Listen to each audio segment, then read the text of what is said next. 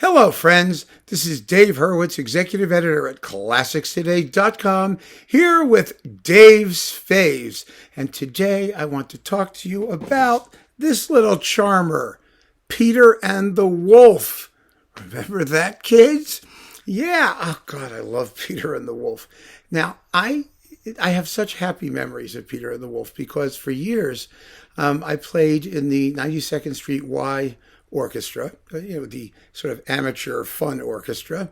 And every year we did a children's concert, and every year we did Peter and the Wolf. And I got to be the hunters. That is, I got to play timpani. And oh, it was more fun than anyone has any right to have. But aside from being, the hunters and playing timpani, after Peter and the Wolf, I mean, you know how children's concerts go, right? They're really for adults. And parents drag their children and they're bored out of their minds and couldn't care less. And the parents are just enraptured by the whole thing. And of course they are. But after Peter and the Wolf, we had the kids got to come up on stage and talk about, the instruments. I mean, and visit the instruments and pet them and stroke them. And who do you think was the most popular instrument? You got it. The hunters, the timpani, because they could take a stick, they could hit things. It's a little harder for them to, make cozy with Grandpa, who was, of course, the bassoon. And I always used to chuckle inwardly because, we percussionists sit in the back and we don't get a lot of love from like the conductors and whatnot. And we don't get big solo licks in most pieces of music. We just sort of watch what everyone else does. And then when the time is right, we stand up and go bang and sit down. And that's what we do. So all the kids would be hanging out with me and we'd be having a nice little chat. And poor old Grandpa, the bassoon, would be sitting there. I mean, the cat, who was the clarinet, got, a little bit of play. And, and the duck, who was the oboe, also got a little bit of, a few affectionate pats on the reed. And the flute people like, because, flutes are pretty. They're those long metal things and they're shiny. They attract some small children, little girls mostly. Don't ask me why. I'm not trying to be sexist. But that's just how it's sorted it out. And then, of course, Peter himself is the violins. Da da da da ba ba da da da da da da da da da da da.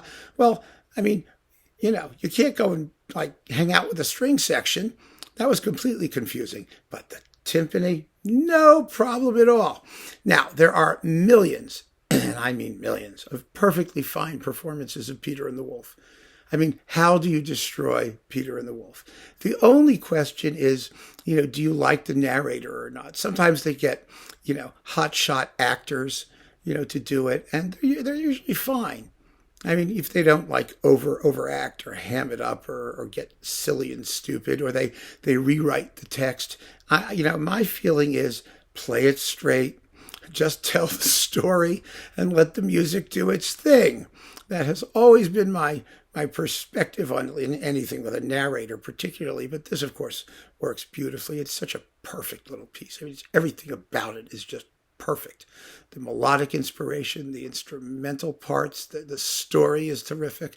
So it really should never go wrong on disc. But my favorite is this Chandos recording with Neeme Järvi and the Scottish National Orchestra, which was not royal at the time this was done. Now, of course, it's the Royal Scottish National Orchestra.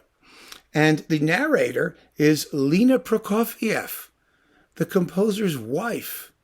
And I was happy to see this. I mean, I've always had a great deal of sympathy for Lina Prokofiev. She had a tough life.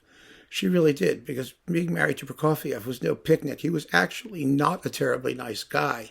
And as soon as he came back to Russia with her and took up with another woman. I think her name was Mira Mendelssohn or something like that. And they were going at it hot and heavy. And his actual wife, Lina, who was Spanish, and she was a dancer, and she was arrested by Stalin's police and sent off to the Gulag, where she was for decades, apparently, or years and years and years.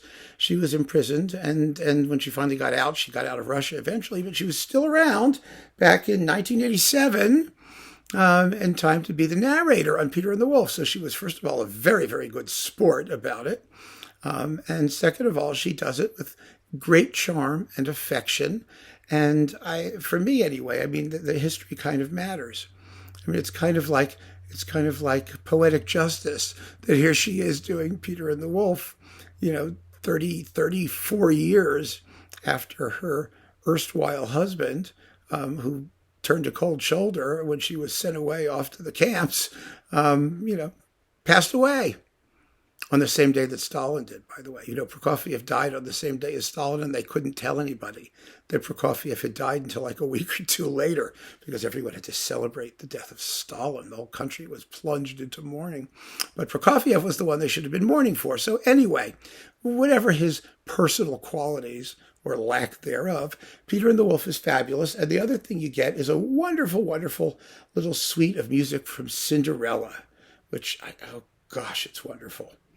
Wonderful, wonderful music, and it doesn't get as much attention as Romeo and Juliet, and it deserves as much. It's just as good a piece. So this is a delightful disc, and it's my choice for Peter and the Wolf. You may have your own. I mean, there's just, like I said, so many of them, but I enjoy them tremendously. I really do. What a great piece. So keep on listening, friends. Thanks for joining me, and take care.